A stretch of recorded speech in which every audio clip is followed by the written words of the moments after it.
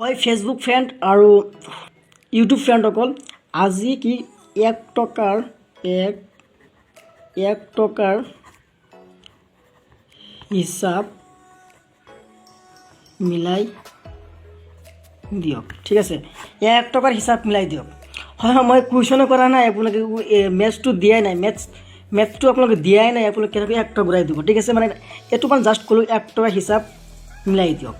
ঠিক আছে, আজি মানে এইটো আজি এটা মানে ধৰক 3 বন্ধুৱে কি কৰিলে, হোটেলত খাবলৈ গ'ল। ঠিক আছে, এই 3টা বন্ধু আছে, 1টা বন্ধু, 2টা বন্ধু, 3টা বন্ধু। ঠিক আছে, এই 3টা বন্ধুৱে কি কৰিলে, হোটেলত খাবলৈ গ'ল।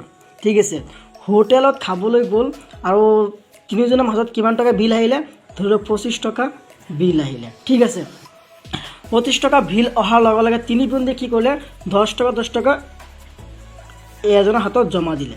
কিমান টকা হ'ল, 30 টকা। আৰু কিমান বাকী থাকে, 5 টকা বাকী থাকে, ইয়াত 5 টকা বাকী আছে। ঠিক আছে, আকৌ যেতিয়া 5 টকা বাকী আছে, আকৌ 1 টকাকৈ মানে 3 বন্ধুৱে ঘূৰাই ল'লে। 1 টকা কি কৰিলে, 3 বন্ধু ঘূৰাই লয়। কিমান থাকে বাকী থাকে 2 টকা।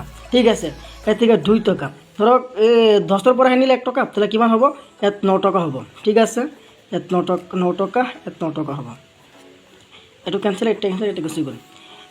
এতিয়া ধৰক 3 গুণ কিমান হয়, 27 আৰু প্লাছ 2।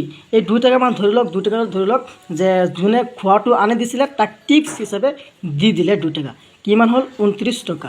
এতিয়া 29 টকা 1 টকা ক'ত গ'ল, মানে 30 টকা আছিলে, 10, 20, 30 টকা, 3 বন্ধুৰ হাতত আছিলে 30 টকা।